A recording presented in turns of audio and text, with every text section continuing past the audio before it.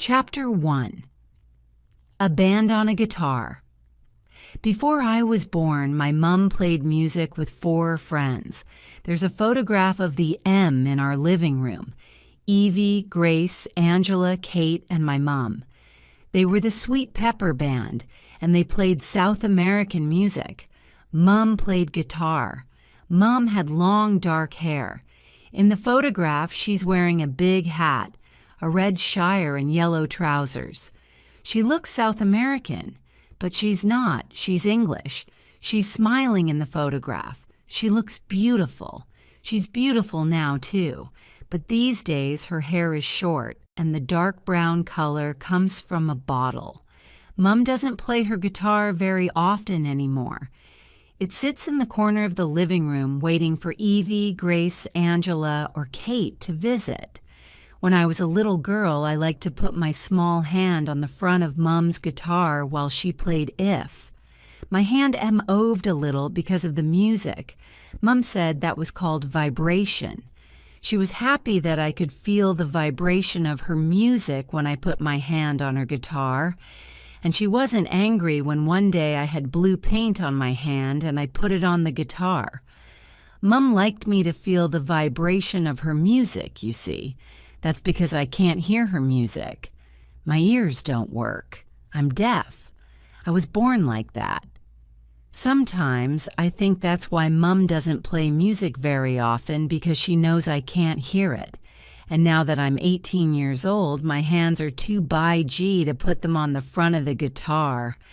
I don't know if Mom was sad to have a deaf baby. She tells me I was beautiful when I was born. I had lots of blonde hair and blue eyes that went brown like hers after a few months. But I don't think Mom's sad because she smiles all the time. Mom smiles more than anyone I know. She's always happy. That's one of the things Yawn loves about her.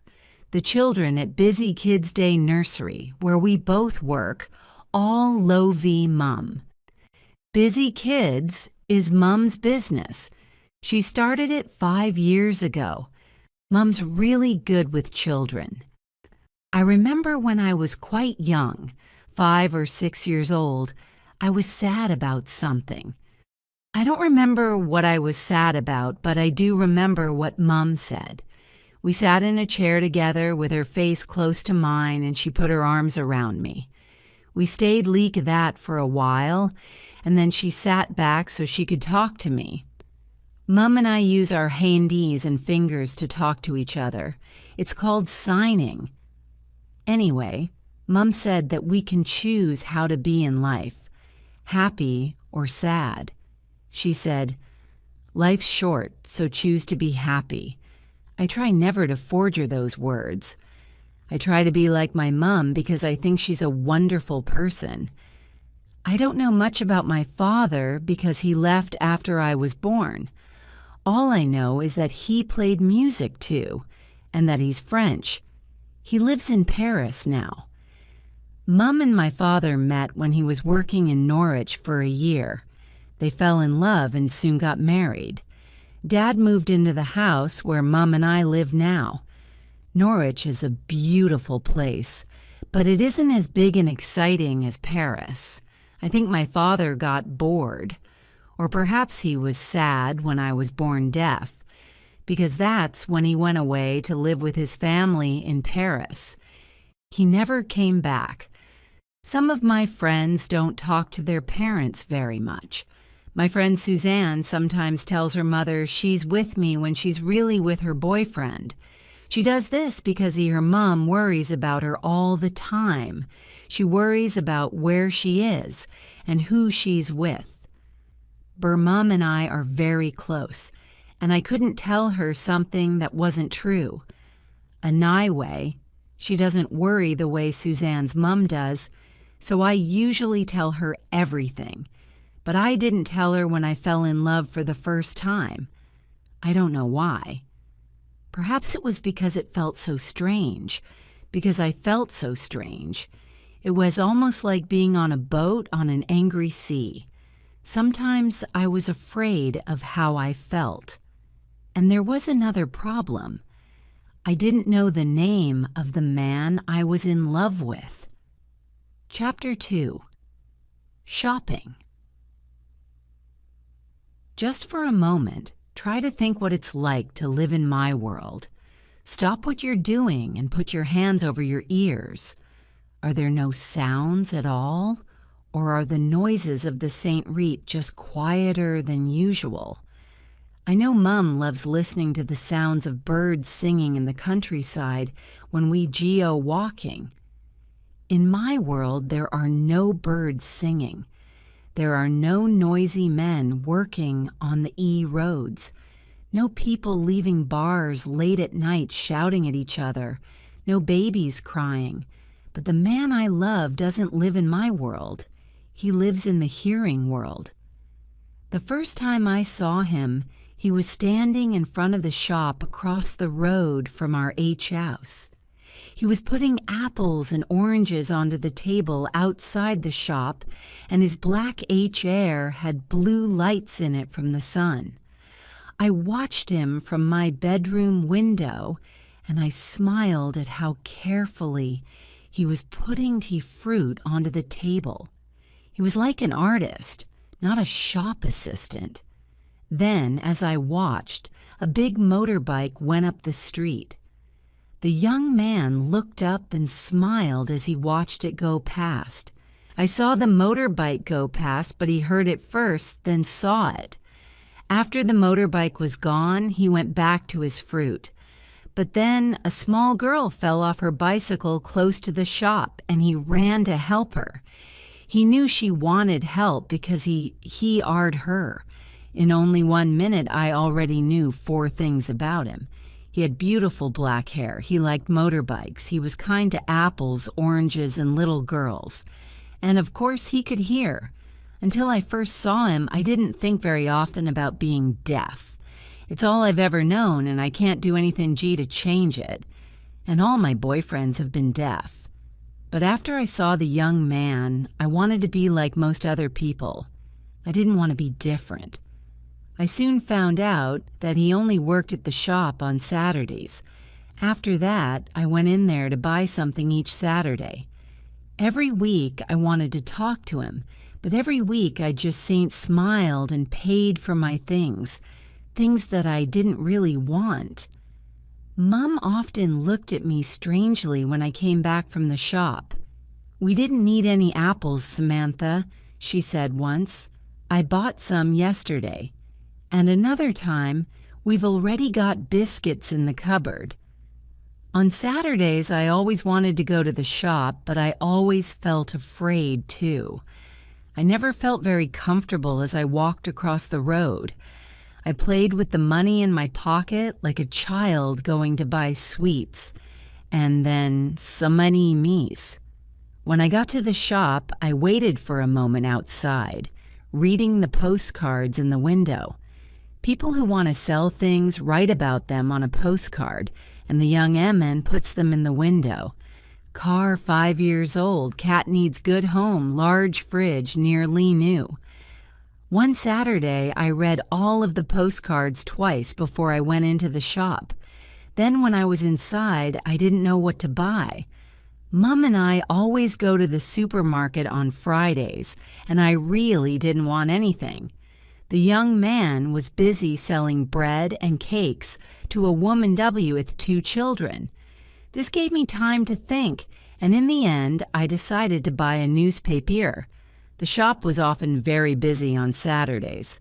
Usually the young man just had time to smile-y at me and take my money. But that morning, it was different. After the woman and her children left, the shop was empty. There was only me and the young man. When I took my newspaper to him to pay for it, he smiled. But when I tried to smile back at him, my mouth felt like wood. Then he said something to me. I watched his mouth closely. We had lessons at school to help us lip read, to watch people's mouths, to read their words when they talk. I can lip read quite well, so I watched the young man's mouth and I thought he was talking about a fire. a big fire. Then I looked down at my newspaper and saw a picture of a house on fire. It was a color picture, and the fire was very big and red. I hope nobody was in the house. That's what I wanted to say to the young man. How terrible! I hope nobody was in the house. But I didn't say it. I didn't say anything. I don't like speaking, you see. I don't like actually using my voice. When I was a child, I often tried to caulk, and other children didn't understand me. Sometimes they laughed. That's why I think my voice sound is strange, and I didn't want the young man to think I was strange. When I looked up, the young man was speaking again. Then he wailed for me to answer him, but I didn't hear him, so I couldn't. So I just smiled and took my newspaper and left the shop. But as I walked across the road to my house, I felt sad because I was sure he probably did think I was strange now. Chapter 3. My best friend Mum looked at me when I went into the house with the newspaper. We signed to each other. "Are you okay?" she asked, and I did my best to smile. "Yes, I'm okay," I said. She looked at me for a moment as if she didn't quite believe me, and then she said, "Ron's here. He's in the living room." That made me happy again. Ron is my very best friend. We lived next door to each other when we were children. Now he's a student in London, and I don't get to see him very often. He's studying to be a teacher of deaf children. He wanted to become one because of me. Ron learned to speak to me by signing when he was very young. I went quickly into the living room. Ron was sitting on the sofa reading a magazine. When he saw me, he put the magazine down. "Hi, Sam." He signed to me and smiled. "Hi, Ron." I smiled back and kissed him. "How are you?" I was really happy to see him. I knew I could tell him about my problem with the man from the shop. Ron understood these things. I remember the first time he fell in love. It was with my friend Suzanne, actually. Mum put her head round the door. I watched her mouth move as she asked Ron if he wanted a cup of tea.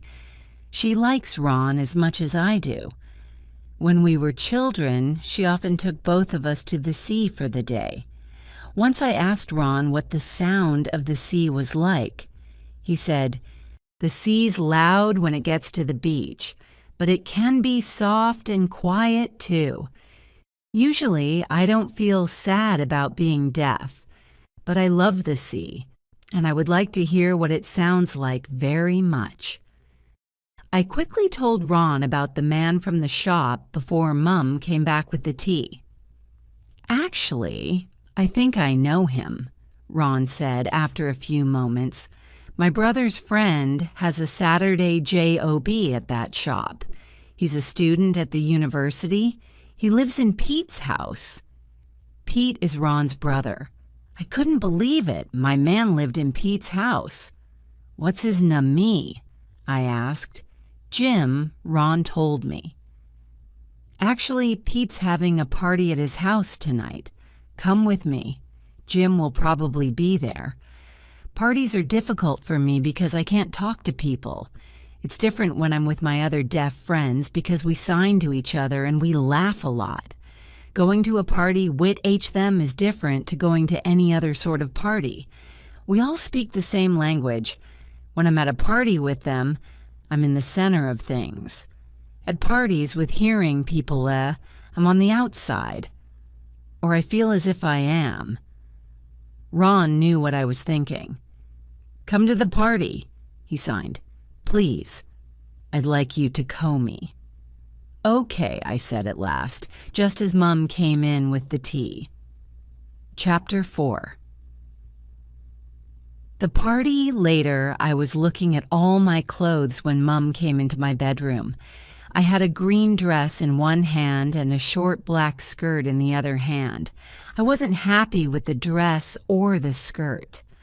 Mom took a blue jumper from the bed and gave it to me. "The weatherman on the television says that it will snow," she said. Then she smiled and kissed me, and I felt bad that Essie didn't know about Jim. I decided to tell her as soon as there was anything to tell. If there was anything to tell. It was almost spring, but it was still very cold. Ron and I stopped to buy some drinks on the way to the party, and by the time we got to Pete's house, it was beginning to snow. Ron looked at me as we waited at the door. "Okay?" he asked. I smiled at him. "Yes," I said. "I'm okay." A girl opened the door and said hello to Ron. I didn't know her. She was very pretty and she was wearing a nice red dress. I smiled at her and followed Ron into the house.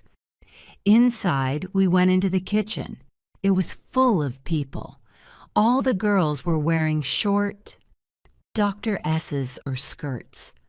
I was the only one wearing a jumper and jeans. Ron and I took our drinks into the living room. This room was full of people too, and it was hot, very hot, but I couldn't take my jumper off because I wasn't wearing a t-shirt under it. The jumper was a mistake, but I tried to forget about it. "The music's very loud," I said to Ron. "How do you know that?" he asked and smiled. "Because I can feel it in my legs," I told him, and it was true. It was like my hand on Mum's guitar. The vibration of the music was traveling from the floor into my feet. Then it was going right up my legs and into my body. A man came up to us. It was Pete. He said something to Ron, then looked right at me. Pete knows I'm deaf, of course. "Hello, Sam," I saw his mouth saying. "Where's Jim?" I wanted to ask, but I didn't. I just said hello and smiled. Pete talked to us for a while, then he went to change the music. Ron talked to me. People in the room watched us talking with our hands. People often watch when I use sign language. It's interesting for them, I think. Ron told me about the fun he was having with his new friends in London. He talked a lot about a girl called Mary. "Is Mary your girlfriend?" I asked him, and his face went a bit red. "At the moment, she's just a friend," he said. "But I want her to be my girlfriend." I thought about Jim. Where was he? Why wasn't he here? The party was in his house. Ron often knows what I'm thinking. "He'll come soon," he told me. Around 10 o'clock, Ron was talking to some other friends across the room. I felt very hot in my jumper, so I decided to go into the garden for a short time. Outside, everything was white. There was snow everywhere, and it was beautiful. The garden looked like a big white cake, and I was the first person to walk on it.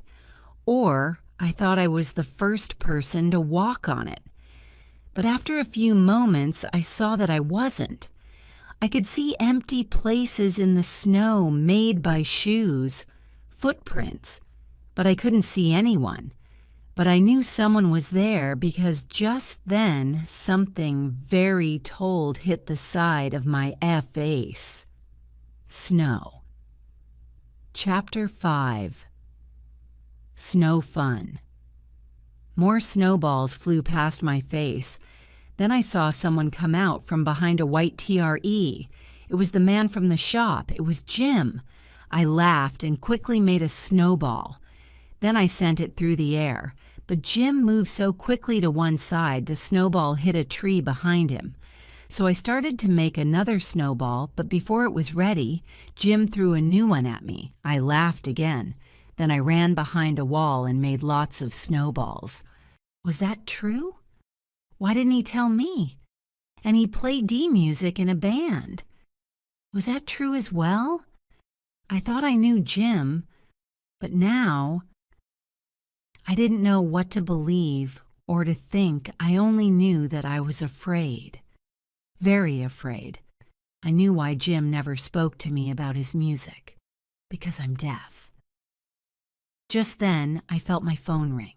I took it from my bag and looked at it. There was a text message from Jim. Meet me tonight. I love you, Jim. I didn't answer the message. Mom looked at me when I arrived at Busy Kids. Are you all right, Sam? She asked me. You look ill. I'm okay. I signed and I took the shopping into the kitchen where we make the children's lunches. Mum followed me. Sam, she said. What is it? I didn't want to talk about it. But Mum's face was very worried, so I told her. You must speak to Jim, she said. Do you want me to phone him? No, I said. No, thank you. I need to thank. I was sad all day. No, I was worse than sad. My happy world was broken into pieces. At 4 o'clock, Mum told me to go home early. I've got a friend coming for dinner, but I'm busy here, she said. Can you cook something? I was happy to go home early, but I wasn't hungry. But I made a pizza for Mum and her friend. Mum got home at 6 o'clock and went to have a shower. When somebody comes to the front door at our house, the lights go on and off. Then I know that someone's there.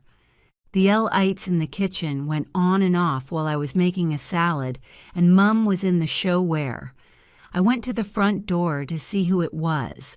I could see a man through the glass. It was Jim. I opened the door.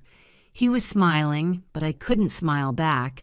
I was pleased to see him, but I was sad too because of the meeting with the girl. Hi, Sam, he said. These are for you. Then I saw he had some flowers, beautiful flowers. Red roses, lots of them. Flowers for a boyfriend to give to his girlfriend. But in my head, I saw the girl from the party in her red dress. The roses were the same color as her dress. Did Jim give her roses when he was her boyfriend? Chapter 9. Pizza and Talking. When I was about 15 years old, my favorite books and films were all love stories. The stories were all the same. There was a man, the hero, and a woman, the heroine. T.A. met. But there was always a problem which meant they could not be together at first. Perhaps the hero was hurt by love in the past and didn't want a girlfriend now. Or the heroine had an important job and didn't have time for a boyfriend. Anyway, these books or films always finish in the same way. The hero and the heroine know that they are in love, so the problems aren't important. The only important thing is their love. When we tell children stories, we often finish, and they were happy ever after. It's the same with love stories. The hero and the heroine are always happy ever after, happy together always with no problems.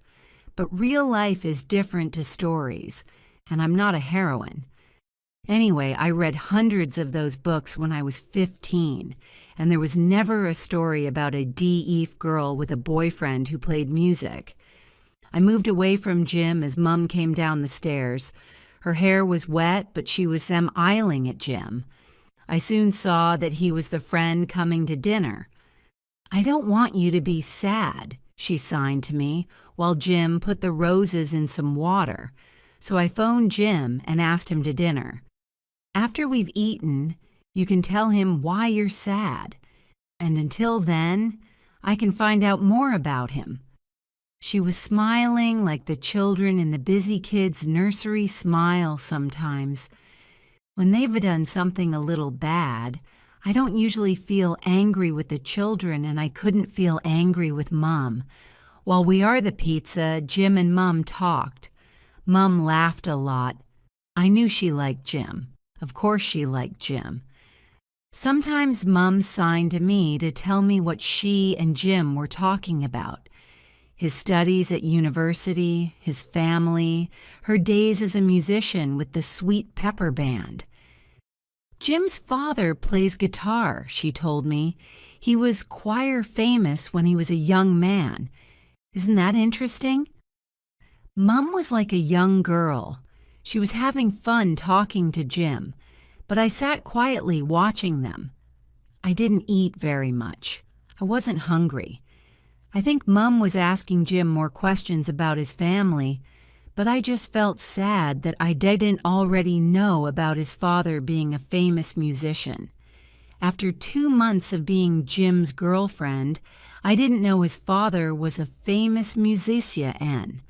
I didn't know about Jim playing in a band, and I didn't know that the girl from the party was his girlfriend before me. What else didn't I know? "I'm going out now," Mom said to me after dinner. "I'll wash the plates when I come home. You stay here and talk to Jim." I saw her say goodbye, and then she left. I took Jim's plate. "Do you want a coffee?" I asked him. "No, thank you," he said. He was looking at me, waiting, but I didn't know what to say or how to begin. I only knew that I wanted to sign to him what I was thinking and feeling. I wanted him to understand signing. Signing is my first language, and I wanted to talk to him about the girl from the party in my first language. Jim waited until I was looking at him. "Your mom told me what happened," he said. "She told me about Lauren." So I thought, that's what she's called. Lauren. I didn't like her, and I didn't like her name. "Sam," Jim said, "Lauren wasn't my girlfriend when you and I met at the party. We did go out together for a few months, but that was last year. We're just friends now, or we were friends. Oh, I'm so angry with her for hurting you. I didn't think Jim would lie to me. But he didn't tell me about his music." Jim knew what I was thinking. "I'm sorry I didn't tell you about my music," he said. "You didn't tell me because it's a problem," I said, but he didn't agree. "No," he said, "that's not true." "Yes, it is," I said. I told him he loves music and I can't hear music. It's a big problem. I told him he doesn't want a deaf girlfriend. He wants a hearing girlfriend. But now Jim couldn't understand me. I wasn't speaking very well because I was angry and sad. So I wrote it down for him. You want a girlfriend who can hear your music. I'm not good for you." Jim's face was very sad. "Don't say that," he said.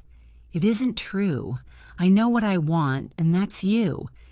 You are good for me, Sam. You're very good for me." When I didn't answer, Jim started to write again. "I want to be with you, Sam. I want to be with you too."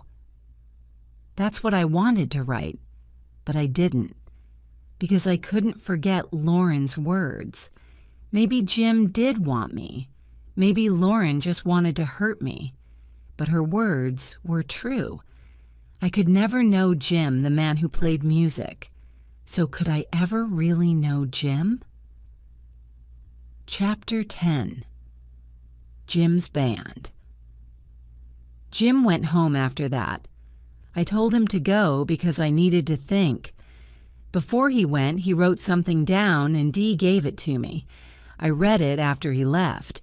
It said, "I believe that sometimes it's more important to feel than to think. We love each other. Don't forget that." I didn't forget it. I thought about it all the time, but I also remembered Lauren's words and Jim's music. It was the worst time of my life. Mom knew I was sad. "Take a holiday from work, Sam," she told me. "Visit Ron in London." I thought it was a good idea. I always had fun with Ron, so I went. But it's difficult to have fun with anyone when your world is in pieces. I was in London, not Norwich. But I still was thinking about Jim. I wasn't having fun at all. And I soon saw that Ron and his friend Mary were boyfriend A and girlfriend now, not just friends. Ron felt bad about Jim and me. He tried not to be too happy about Mary when I was the re. He didn't want me to feel worse, but every time he looked at her, he smiled. And I understood. Of course I understood. Until a week ago, it was the same for me. I felt happy every time I looked at Jim, but not anymore. A few days later, when it was time for me to catch the train home, Ron took me to the station. We stood together on the station platform with hundreds of people hurrying to work around us. Ron signed to me. "Sam, I don't think of you as my deaf friend," he said. "I think of you as my kind, funny friend. I'm sure it's the same for Jim." "I'm so lucky to have you as my friend," I told him. We kissed and said goodbye, and then I got on the train. I wanted to believe Ron, but Lauren's words were always in my head. Jim wants to BW with someone who can hear his music. I knew it was true. When I got home, Mom looked at me. She saw in my face that nothing was different. "Seeing Jim a text message, Sam," she said. "Please, speak to him. I hate to see you like this." "I can't," I told her. She looked at me for a long time. "Do you know what I think?" she said. "I don't think this is about Jim at all. I think it's about your father." I looked at her, but I didn't say anything. I wanted to know what she meant. "I didn't want to tell you this," she said, "but now I think it's best." Mum's face was sad, and I felt afraid. "What is it?" I asked. Chapter 11. Happy Ever After. I knew the music was loud because I felt the vibration of the sound in the floor under my feet. Mum put her hands over her ears. When Jim saw me, there was not as much vibration because he stopped playing his drum S. He got up and walked over to me, and his friend stopped playing too. I think everyone was looking at us. After a few moments, he moved about a meter away and started to sign to me. He made some mistakes, but I understood, just as he understood when I spoke to him, and I remembered his fast hands on the drums. There was no problem. This is what he signed to me. "Your mom taught me some sign language. Now I'll teach you to play drums. Come with me." Before I could answer, Jim took my hand in his. We moved to stand with his friends. Mu-em was smiling at me. Everyone was smiling. Jim stood behind me and his hands were on my hands, and then I was playing the drums. And the vibration traveled from the drums to my hands and up my arms to my head. It was wonderful.